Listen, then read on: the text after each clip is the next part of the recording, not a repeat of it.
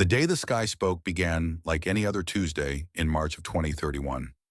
Sarah Chen was making coffee in her small apartment in Singapore when her phone screen flickered. At first, she thought it was a glitch. Then her television turned on by itself. Then every screen in her apartment showed the same thing, a face that was not human. The creature had gray skin stretched over a skull that seemed too long. Its eyes were black pools with no whites. When it spoke, the voice came in every language at once, as if the words were being pushed directly into the minds of everyone watching. People of the third planet, we are the Valkyrie Dominion. We have watched your world. We have studied your kind. You are now subjects of our empire. You will surrender all weapons. You will surrender all governments. You will surrender all resistance. You have 24 hours to comply. If you do not, we will reduce your world to ash. This is not a negotiation. This is your only warning. The broadcast lasted exactly 90 seconds. Then every screen on Earth went dark. For a moment, the whole world was silent. Then the screaming began. Sarah dropped her coffee mug. It shattered on the floor, but she did not notice. She ran to her window and looked up at the sky, expecting to see ships, fire, death. But there was nothing. Just the same blue sky. Just the same white clouds. Just the same sun rising over the city. Her phone rang. It was her father, Admiral Chen Wei-lin of the Republic of Singapore Navy. "Dad," she said, "what was that? What do we do?" His voice was calm, too calm. "Come to the base, now. Bring nothing. Tell no one where you are going." 3 hours later, Sarah sat in a room with her father and 17 other people. Some wore military uniforms, some wore suits, some wore lab coats. All of them looked afraid. A woman with gray hair stood at the front of the room. Her name was Dr. Elena Vasquez, and she was the head of the United Nations Space Monitoring Division. She had been tracking objects in space for 30 years. She had never seen anything like what she was about to show them. "The broadcast came from here," she said, pointing to a spot on a star map, "just beyond the Oort cloud, the outer edge of our solar system." Admiral Chen leaned forward. "How far?" "Approximately 18 light years." The room went silent. "That cannot be right," said a man in a Chinese military uniform. "If they are 18 light years away, how did they send us a message?" "They have faster than light communication," Dr. Vasquez said, "but based on everything we can see, they do not have faster than light travel.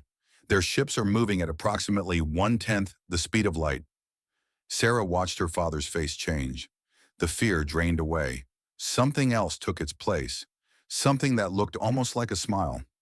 "Doctor," he said slowly, "if they are 18 light years away, and they are traveling at 1/10 light speed, how long until they arrive?" Dr. Vasquez typed something into her computer. The number appeared on the screen. 180 years. "No," said another scientist. "That cannot be right. They said 24 hours. 24 hours in their perception," Dr. Vasquez said. "We analyzed the broadcasts. There are patterns in their speech, their movement, their blink rate. This species experiences time differently than we do. To them, 24 hours feels like a moment of urgency, but their clocks run slower than ours." "How much slower?" Admiral Chen asked. "Approximately 100 times slower." The room erupted. People shouted questions. People demanded answers. People argued about whether this was a trick, a trap, a test. But Admiral Chen just sat there staring at the number on the screen. Sarah leaned close to him. "Dad, what are you thinking?" He turned to look at her, and now she was certain. He was smiling. "They made a mistake," he said. "A very big mistake." Over the next week, the world burned with panic. People rioted. Governments fell. Religious groups declared the end times. Millions fled to bunkers that would not save them from an enemy that could crack planets. But in quiet rooms, in secret facilities, in the basements of universities and the back offices of space agencies, a different reaction was taking shape. The Valkyrie had included something in their broadcast. Demonstrations of their power, videos of their ships, examples of their weapons firing. They meant to frighten humanity into submission. Instead, they gave humanity a blueprint. Dr. Yuki Tanaka was a physicist in Tokyo. She watched the broadcast 47 times in the first 3 days. On the 48th viewing, she noticed something. The way the Velkari shields flickered when they absorbed energy, the specific frequency of the light they produced. I can figure this out, she whispered to herself. I can understand how this works. In Brazil, an engineer named Carlos Mendez studied the way the Velkari ships moved. He calculated their thrust. He estimated their fuel consumption. He realized that humanity already had theories that could match their propulsion. In Kenya, a programmer named Amara Okonkwo analyzed the alien language. She found patterns. She built translation software. Within a month, she could read their transmissions. And in Singapore, Admiral Chen Wei-lin gathered the brightest minds he could find and asked them one simple question. We have 180 years. What can we build? They did not have 180 years, as it turned out. The Velkari were already closer than anyone realized. Their first ships had been launched centuries ago.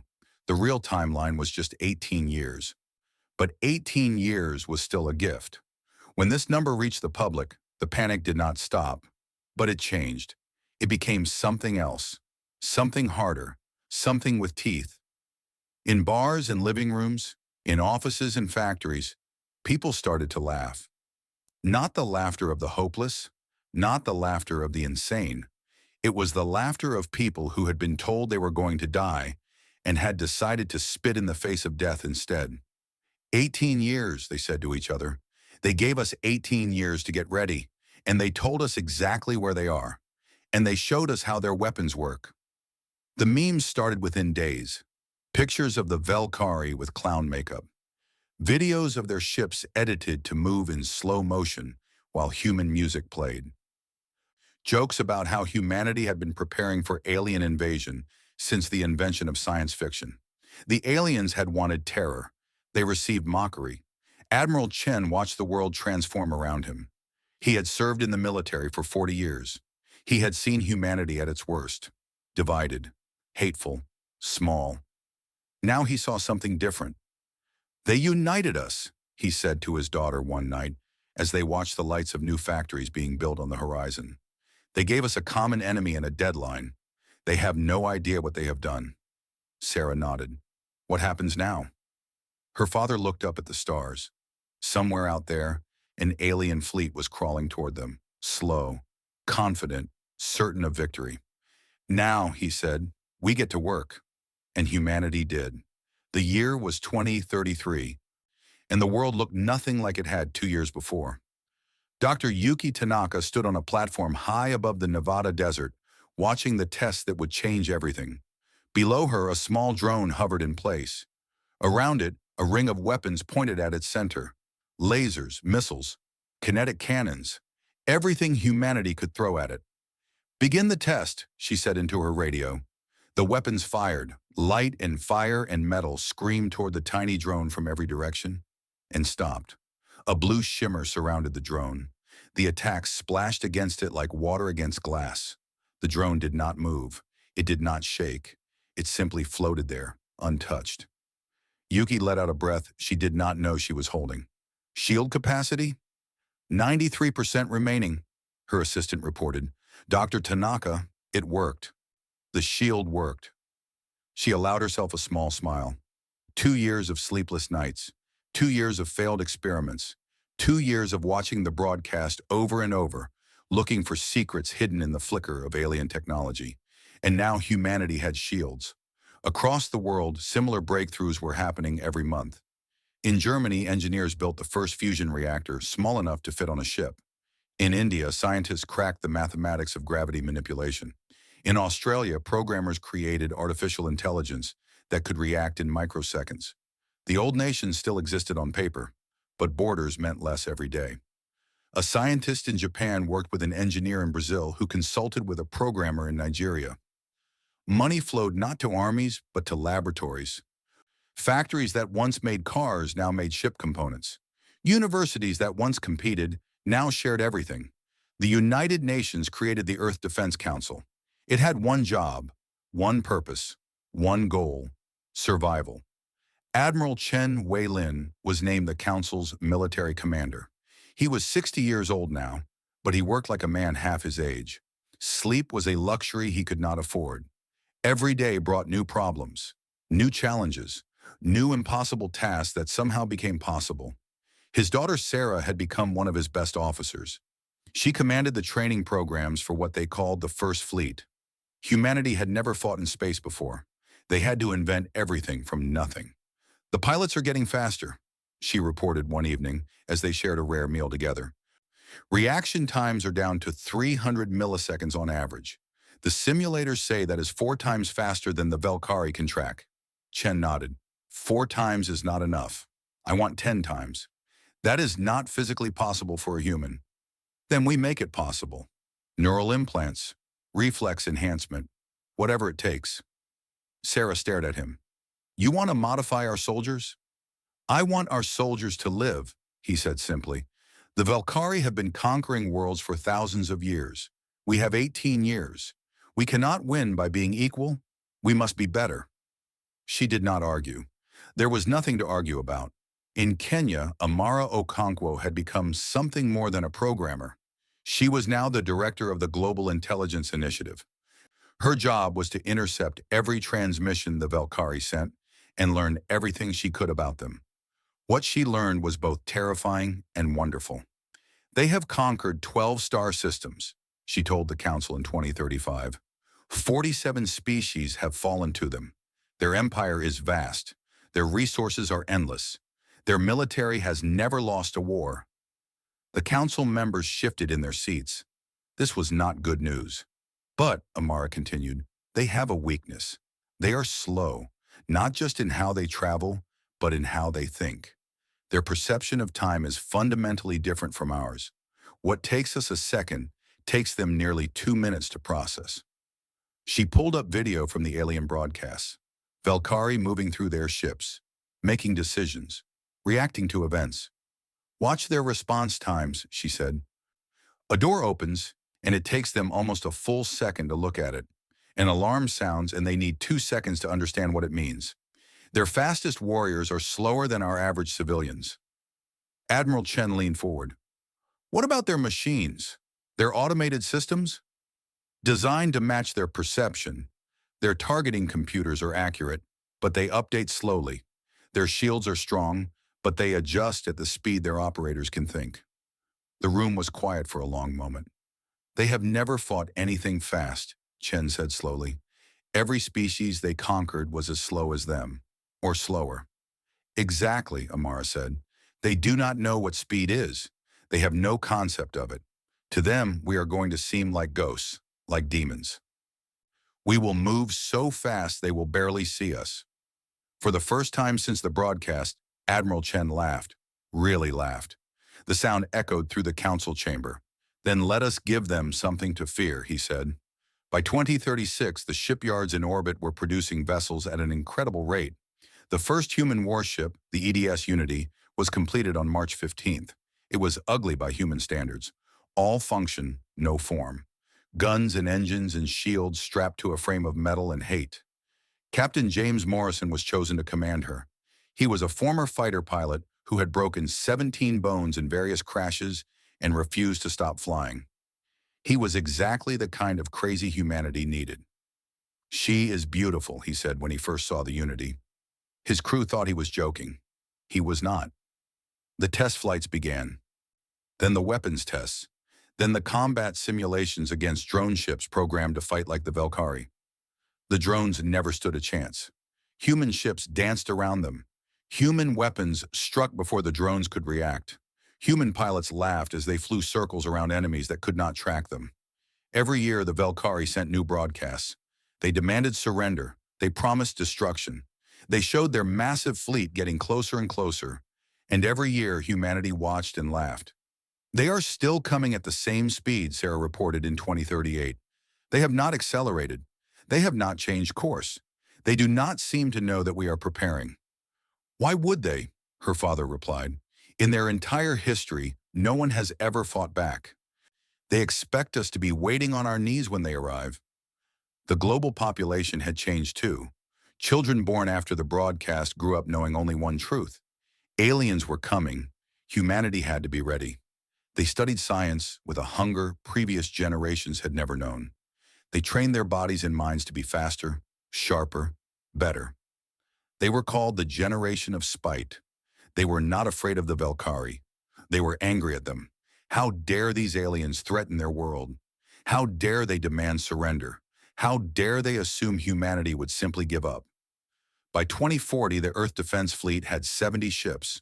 By 2042, it had 200. And in secret facilities around the world, scientists worked on something even more ambitious. Faster than light travel, the Velkari had said it was impossible. Their own broadcasts claimed that nothing could move faster than light. But human physicists had found cracks in that claim, holes in the theory, possibilities that the Velkari had never explored because they had never needed to. In 2043, Dr. Tanaka made her second great breakthrough. "It works," she said, her voice shaking with emotion. "We can do it. We can go faster than them. We can reach them before they reach us." Admiral Chen received the news on his 73rd birthday. He smiled the same smile he had shown 18 years ago when he first realized the truth. "Good," he said. "Then we will not wait for them. We will meet them, and we will show them what humanity has become." The stars were no longer beyond reach, and humanity was done laughing. Now it was time to fight. The ship was called Defiance, and it was the most advanced thing humanity had ever built. Captain James Morrison walked through her corridors for the first time in the summer of 2043. His boots echoed on metal floors that no human had ever walked on before. His hands touched walls that contained technology stolen from an enemy that did not know they were being robbed. Dr. Yuki Tanaka met him on the bridge. She looked older now, her hair more gray than black, but her eyes still held the same fire they had carried since the day she first cracked the Velkari shield technology. "She can do it," Tanaka said. "Faster than light. We tested the drive 17 times. It works every time." Morrison sat down in the captain's chair. It fit him perfectly. "How fast?" "At maximum power, we can cross 1 light year in approximately 3 days. The Velkari fleet is currently 12 light years out. We can reach them in 5 weeks. And they have no idea we are coming. None. As far as they know, we are still sitting on Earth, waiting to surrender." Morrison grinned. It was not a nice grin. It was the grin of a predator who had just spotted prey. 3 days later, the Defiance launched from a hidden station behind the moon. Its crew of 150 soldiers and scientists watched Earth shrink behind them. For many of them, it was the first time they had left the planet. For all of them, it was the first time any human had traveled faster than light. The jump itself was strange. There was no sense of movement. One moment they were in the solar system. The next moment they were somewhere else, a region of space that no human had ever seen. "Status report," Morrison ordered. "All systems green, Captain. We are approximately 2 light years from the Velkari fleet, far enough that they cannot detect us." "Good. Begin observation." For the next week, the Defiance watched. Its sensors studied the alien fleet from a distance.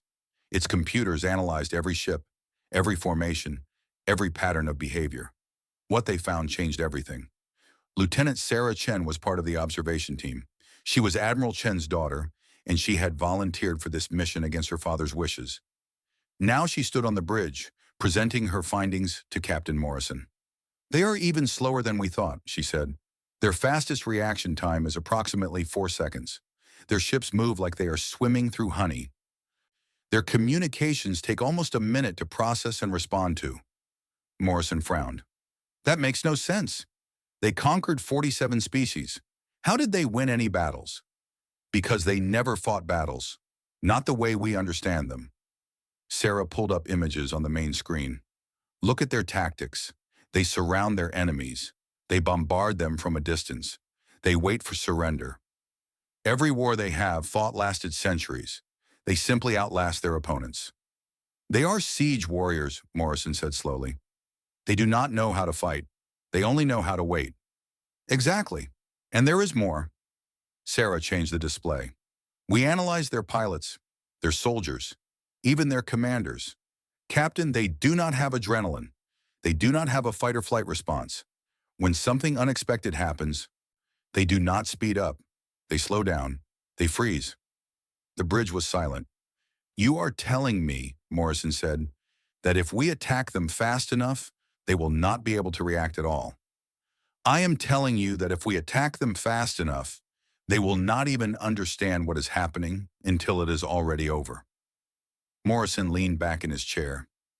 He thought about Earth, about the billions of people waiting for news, about the 18 years of preparation, about all the hatred and fear and determination that had been building since the day the sky spoke. Send a message to Earth, he said finally. Tell Admiral Chen everything, and tell him we recommend immediate offensive action. The message took 3 days to reach Earth. The response came back in 4. It was one word, agreed. Back on Earth, a new military doctrine was born. They called it the doctrine of spite. It was simple. Do not wait for the enemy. Do not defend.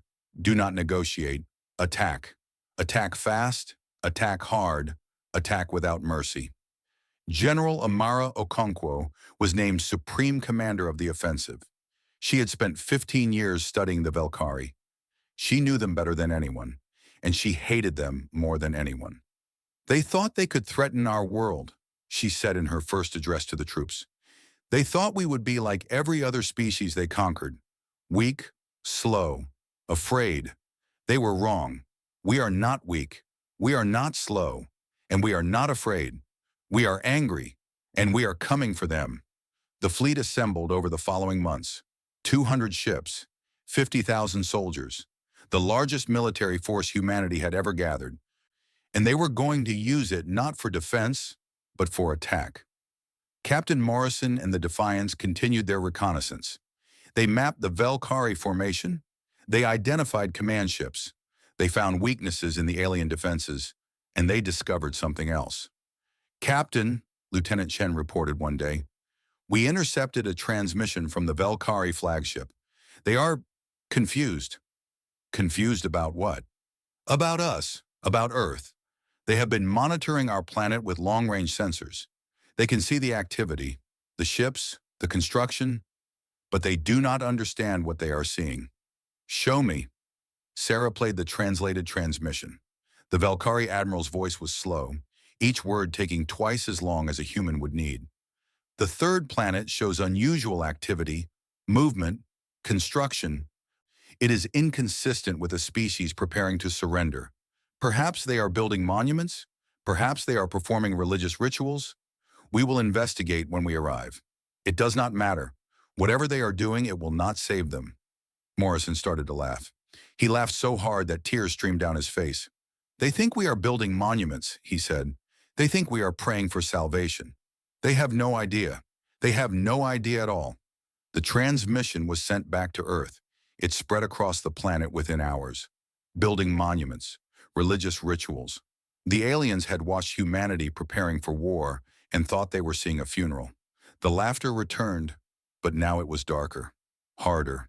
It was the laughter of a species that knew exactly what was coming and could not wait to deliver it. In 2047, the fleet was ready.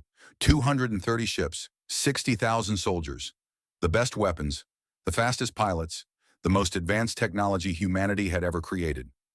General Okonkwo gave the final order on a cold morning in January. All ships prepare for jump. Target coordinates, Velkari fleet position. When we arrive, there will be no mercy. There will be no negotiation. There will be no surrender, only war. The fleet jumped, and humanity went to meet its destiny. The Velkari had no warning. They had no preparation. They had no idea that the species they had threatened was already among them. Weapons armed, hatred burning, ready to show them exactly what 18 years of spite could create. The universe was about to change forever, and humanity was smiling. The Velkari armada filled the stars like a metal ocean. 2,000 warships hung in perfect formation. Each one was the size of a mountain. Their hulls were black and smooth, covered in weapons that had burned worlds and ended civilizations. For 12,000 years, this fleet had never known defeat. It had crushed every enemy.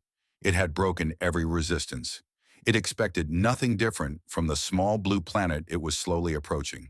Admiral Keth Voren stood on the bridge of his flagship, the Eternal Dominion. He had commanded this fleet for 3 centuries. He had personally overseen the conquest of 6 worlds. He was patient. He was confident. He was absolutely certain of victory. His second officer approached slowly. In Valkyrie culture, rushing was considered rude. Admiral, we are detecting unusual readings from the outer perimeter. Kethovorin turned his great head. His black eyes showed no concern.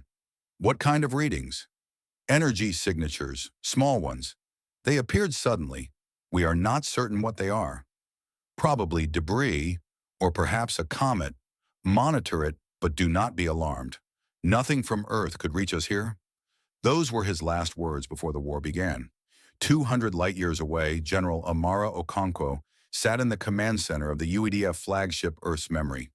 Around her, hundreds of officers worked at their stations. Screens showed the position of every human ship, every weapon, every target. All ships report ready, her aide announced. Okonkwo nodded. She felt calm. 18 years of preparation, 18 years of planning, 18 years of hatred distilled into this single moment. Open a channel to the Valkyrie fleet, all frequencies. Let them hear us. The communication officer worked quickly. Channel open, General. Okonkwo stood. She straightened her uniform. She spoke clearly and slowly, knowing the aliens would need time to process her words. Attention, Valkyrie fleet. I am General Amara Okonkwo, Supreme Commander of the United Earth Defense Force. 18 years ago, you gave us 24 hours to surrender. We have used that time differently than you expected. Your weapons showed us how to build shields. Your ships showed us how to build engines. Your arrogance showed us how to find our strength. On behalf of Earth, we decline your generous offer of submission, and we suggest you reconsider your own position. You have exactly 60 seconds to respond. On the Eternal Dominion, Admiral Kethovorin heard the message. His mind processed it slowly. Humans. Here. Ships. Weapons. How was this possible? The third planet was still years away. How could they be here? He opened his mouth to give an order. To raise shields.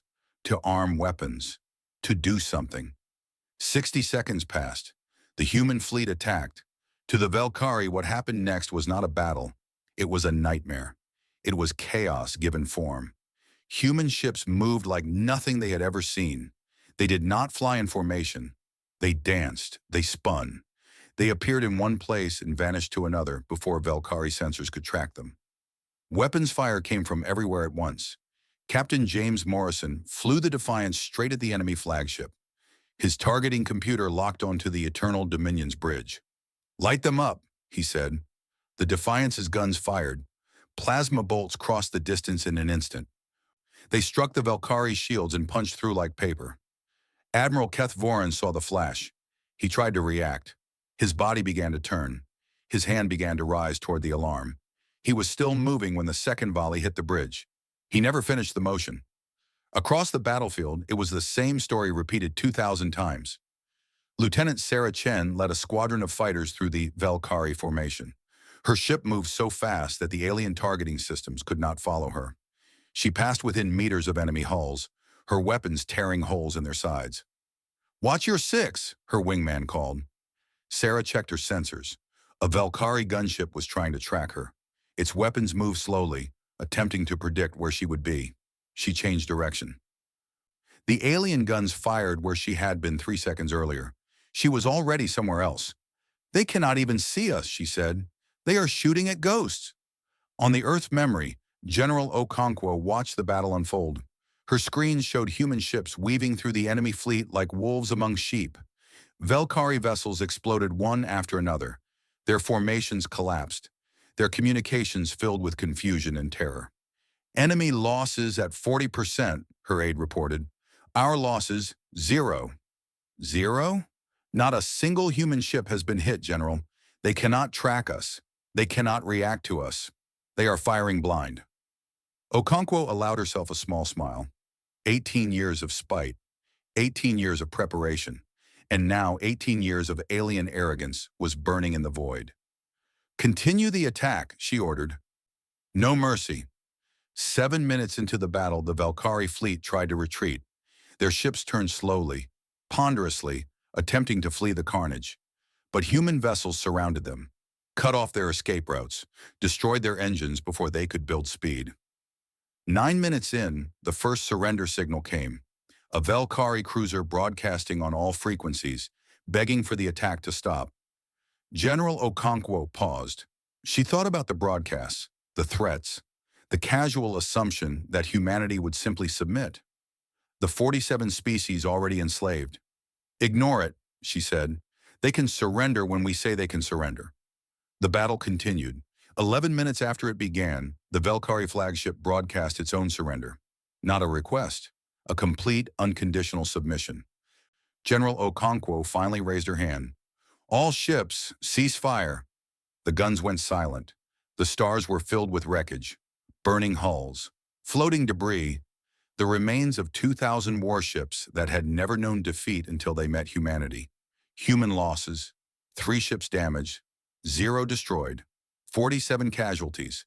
Velkari losses, 1,700 ships destroyed, 300 disabled. Approximately 2 million dead. The battle had lasted 11 minutes. Captain Morrison guided the Defiance through the debris field. His crew was silent, staring at the destruction around them. They had trained for years. They had prepared for a war that might last months or years. It had lasted less time than their morning briefings. "This is not a battle," his weapons officer said quietly. "This is a slaughter." "No," Morrison replied. "This is a message. To them. To every species they have conquered. To everyone watching. Do not threaten humanity. Do not underestimate us. Do not give us time to prepare." He looked out at the stars, at the burning remains of an empire that had ruled for 12,000 years. "Because if you do, this is what happens." On Earth, the news arrived hours later. The war was over. Humanity had won. The great alien threat that had hung over them for 18 years was broken. People poured into the streets. They cheered. They cried. They held each other and laughed and screamed at the sky. Admiral Chen Wei-lin, now 81 years old, watched the celebrations from his window. His daughter's voice came through on his private channel. "Dad, we did it. We won." He smiled. His eyes were wet. "I know. I always knew we would." "How? How could you know?" The old admiral thought about the question for a long moment. He thought about the broadcast, the threat, the fear that had gripped the world, and then the transformation, the unity, the determination. "Because they gave us time," he said finally, "and time is what humans do best. We use it. We fill it. We turn it into something greater than anyone expects." They thought 18 years was nothing. They did not understand that for humans, 18 years is forever. He paused. "And forever is long enough to change everything." The galaxy had been quiet for 40,000 years. Species rose and fell. Civilizations bloomed and faded.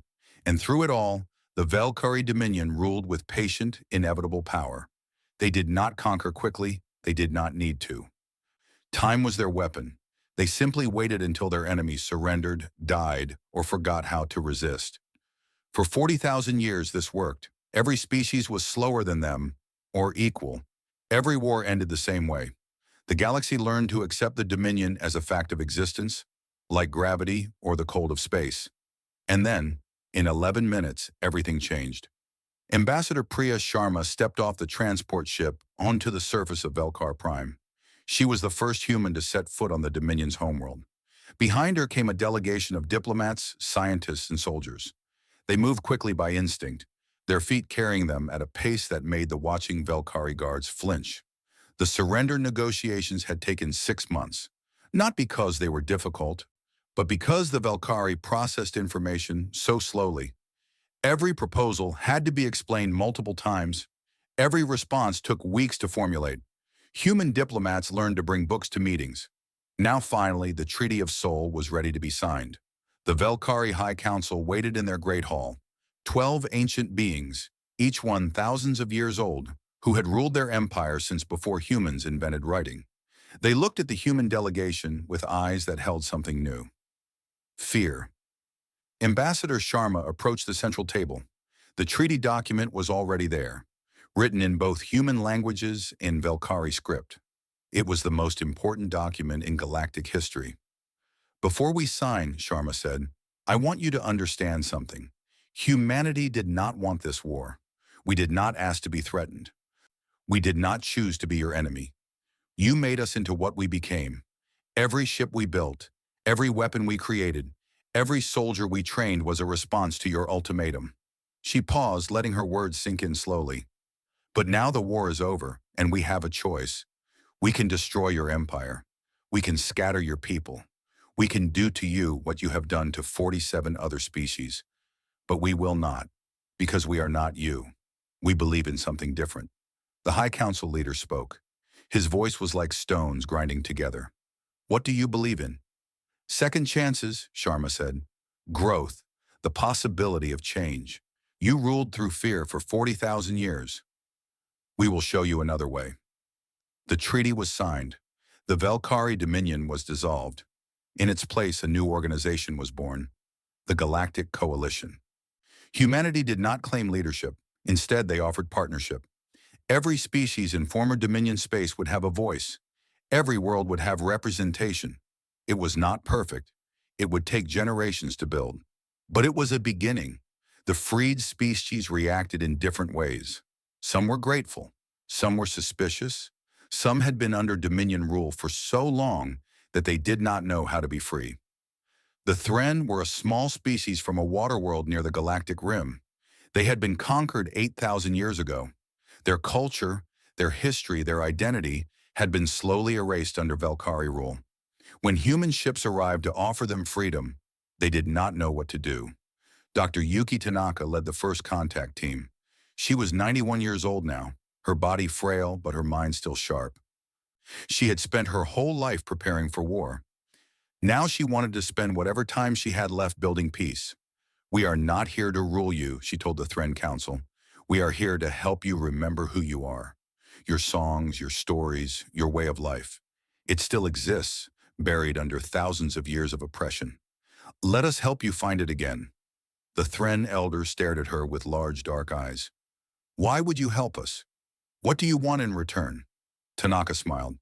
"Nothing. We help because it is right, because your freedom matters, because we spent 18 years becoming something terrible, and now we want to become something good." It took time. Everything took time. But slowly across the galaxy, things began to change. On Earth, the heroes' welcome lasted for months. Parades filled every city. Monuments rose in every nation. The soldiers of the Defense Force were celebrated as the greatest warriors in human history.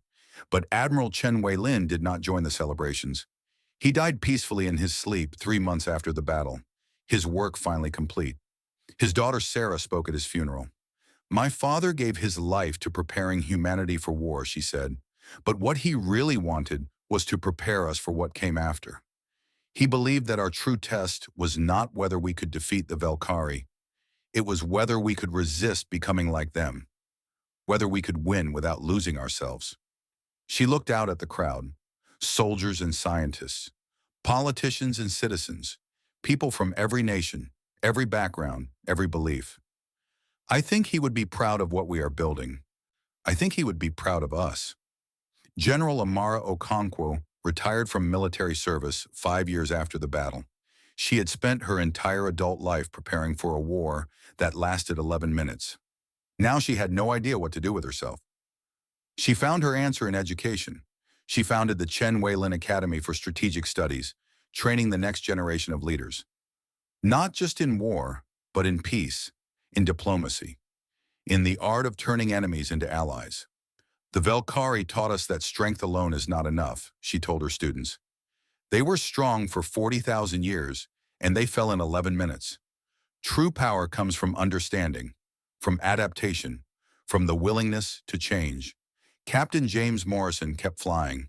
He commanded exploration missions to the edges of known space, searching for new species, new worlds, new mysteries. The Defiance became a legend, the ship that struck first in humanity's greatest battle. But when reporters asked him about the war, he always said the same thing. It was not the battle that mattered. It was the 18 years before, the scientists who cracked their technology, the engineers who built our ships, the children who grew up angry and refused to accept defeat. They won the war. We just finished it. On Luna, a monument was built. It stood on the Sea of Tranquility, not far from where humans had first walked on another world. The monument was simple, a black pillar holding a screen that played the original Velkari broadcast on an endless loop. Below it, a plaque read, "They gave us 24 hours. They forgot to ask how we measure time." Humanity. Visitors came from across the galaxy to see it. Velkari pilgrims stood before it in silence, trying to understand how their mighty empire had fallen to these small, fast, impossible creatures. Other species came too, drawn by stories of the battle that had changed everything. They did not laugh. Only the humans laughed, because they remembered the fear, the panic, the moment when the sky spoke and the world seemed to end. And they remembered what happened next, how humanity had looked at the impossible and smiled, how they had taken an ultimatum and turned it into an opportunity, how they had spent 18 years building something that should not have existed. And then in 11 minutes, they had changed the universe forever. Dr. Tanaka died at the age of 97. Her last words were recorded and sent across the galaxy. "They thought time was their weapon," she said. "They did not understand. Humans have never had enough time. We live fast because we die fast. We dream big because our lives are small. They gave us 18 years and called it an ultimatum. We called it a gift. And we will never waste time again." The message reached a billion worlds, a billion species, a billion beings who had lived their entire lives in the slow, patient shadow of the Dominion. Now something new moved among the stars. Fast, fierce, forever laughing at the slow. Humanity had arrived, and the galaxy would never be quiet again.